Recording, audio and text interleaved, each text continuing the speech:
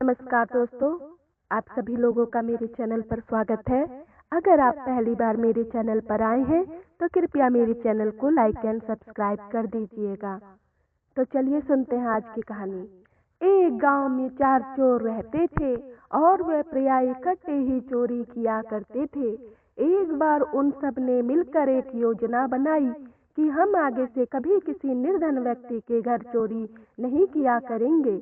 उन्होंने सोचा कि केवल आज ही किसी निर्धन के घर चोरी कर लेते हैं, परंतु उनमें से किसी एक ने कहा कि नहीं, हम चोरी राजा के महल में ही करेंगे।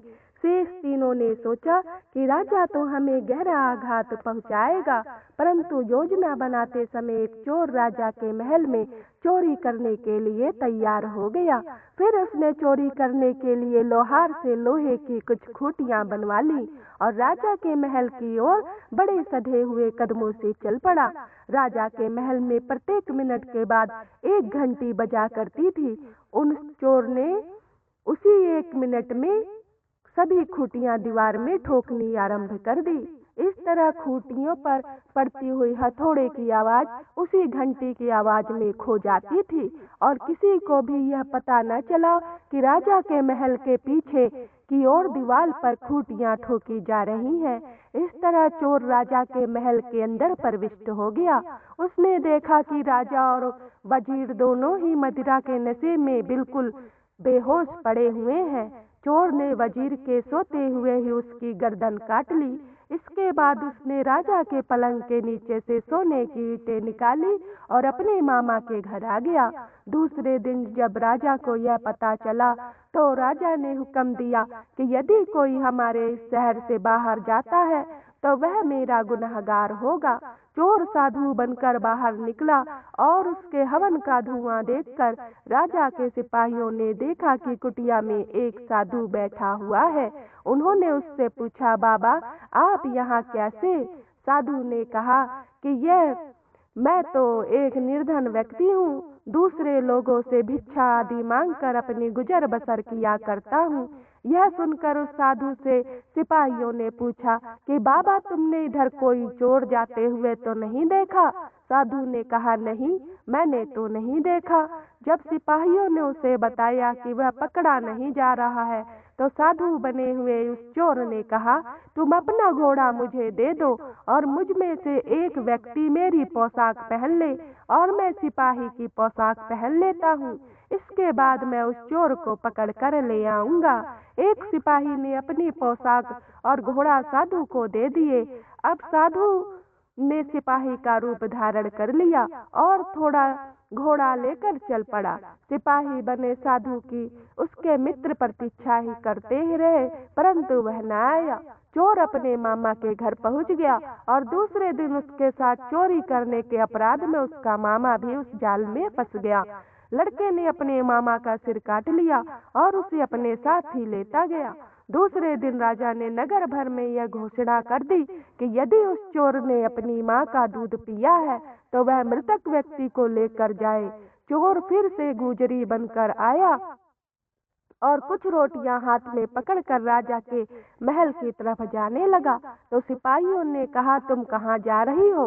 राजा की आज्ञा है कि ऊपर कोई नहीं जा सकता। उसने कहा, मैं तो गली में से रोटियां इकट्ठी कर रही थी। सिपाही ने कहा कि फिर तुम ऊपर सीढ़ियां क्यों चढ़ रही थी? तो वह गुजरी कहने लगी कि यह मेरे रिश्तेदार काम करते हैं। सिपाही ने कहा, तुम आज वहां नहीं जा सकती। उसने वहीं अपने मामा की लाश पर रोटियां गिरा दी और रोने लगी। कुछ समय पश्चात उसने वहां से रोटियां उठाई और वहां से चली गई। जब राजा ने पूछा कि यहाँ पर कोई रोने तो नहीं आया तो सिपाहियों ने कहा, यहाँ एक गुजरी आई थी जो हमारे इनकार करने पर यहीं पर रोने लग गई थी। राजा ने कहा, वही तो चोर था। दूसरे दिन राजा ने ऐलान कर दिया, मैं चोर के साथी की चिता दरिया किनारे पर लगा रहा हूँ। यदि उस चोर ने अपनी माँ का दूध पिया है तो वह अपने साथी के धड़ के साथ उसका सिर जोड़ कर जाए। चोर ने सुनकर एक योजना बनाई। वह चोर अपने शेष साथियों को भी ले आया और राजा के सेवक से कहने लगा कि वह राजा की पुत्री है, उसे बच्चा पैदा नहीं हो रहा, इसे दरिया में स्नान करना है। यदि इसने स्नान करने ना दिया गया तो राजा सा परिवार दंड देगा। चोर ने अपने मामा की चिता के पास जाकर उसके धड़ के साथ सिर जोड़ दिया और वह जैसे ही डोली में बैठकर वापस आ गया, साँझ के समय राजा ने जब आकर अपने सेवकों से पूछा कि यहाँ पर कोई आया तो नहीं था, तो सेवकों ने कहा यहाँ तो सिर्फ आपकी पुत्री आई थी। राजा ने कहा वही तो चोर है। चोर के मामा का संस्कार करने के पश्चात राजा ने ऐलान करा दिया कि यदि उस चोर ने अपनी माँ का दूध पिया है तो वह करपूल भी चुनेगा। चोर अफीमची बनकर भांग घोटने का कार्य करने लगा और वह के पास आकर बैठ गया। वह कितनी ही देर भांग घोटता रहा। फिर सिपाहियों ने पूछा, भाई तुम यहाँ क्या कर रहे हो? यह सुनकर उसने कहा, अमली का और काम क्या होता है, भांग बनानी और अपने नशे की पूर्ति करनी। सिपाही कहने लगे कि राजा का आदेश है कि यहाँ पर कोई नहीं आ सकता। यह सुनकर उसने कहा, मैं यहाँ नहीं आया, बल्कि मैं तो रहता ही शमशान घाट में हूँ। बातों ही बातों में चोर ने सिपाहियों को अपने साथ कर लिया और उन्हें भांग पिला दी। भांग पीकर सिपाही बेहोश होकर गिर पड़े तो चोर ने अपने मामा के फूल भी चुन लिए और सिपाहियों की आधी आधी दाढ़ी काट ली। फिर शमशान की राख लेकर उनके मुंह पर मल दी और आराम से चल पड़ा। आगे जाकर वह एक पंडित बन गया और गांव में घूमना आरंभ कर दिया। उसने गांव में यह बात फैला दी कि कुछ समय पश्चात इस गांव में भूत प्रेत आएंगे। तुम अंगारे और पत्थर तैयार रखो। जब वह तुम्हारे गांव पर आक्रमण करेंगे तो तुम लोग भी अंगारों और पत्थरों से उन पर आक्रमण कर देना। इस तरह तुम्हारी जान भी बच जाएगी और वह भाग भी जाएंगे। उधर जब राजा के सिपाहियों को होश आया तो उन्होंने अपना हुलिया बिगड़ा हुआ देखा तो वह हैरान हो गए, परंतु जब उन्होंने ध्यान से देखा तो वह सहम गए, क्योंकि वहां से कोई फूल चुनकर ले गया था। सभी सिपाही एक दूसरे को कहने लगे कि तुम्हारे मुंह को क्या हुआ है। अब जब उन्होंने यह बात समझ में आई कि वह भूत जैसे बन गए हैं तो वह अपने अपने मुंह छिपाकर वह लोग घर की तरफ भागे। अभी वह थोड़ी ही दूर गए थे कि उनके सिर पर आग बरसने लगी। लोग भूत भूत चिल्लाने लगे।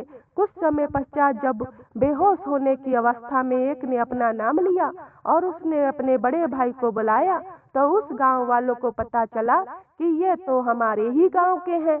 जब गांव वालों ने पूछा तुम्हारा ये हाल किसने किया, तब सभी ने जाकर राजा को अपना हाल सुनाया और कहा कि चोर ने तो हमारी दाढ़ी काट डाली।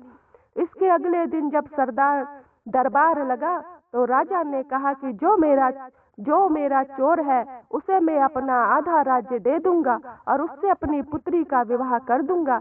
यह सुनकर एक ने कहा, महाराज मैं आपका चोर हूँ। यह सुनकर राजा ने उससे पूछा, तुम्हारी पहचान क्या है? तो उसने राजा की चुराई हुई सभी वस्तुएं वापस कर दी। अब राजा ने अपनी पुत्री का विवाह उससे कर दिया और उसे आधा राज्य प्रदान कर दिया। इस प्रकार वह चोर हंसी खुशी से रहने लगा।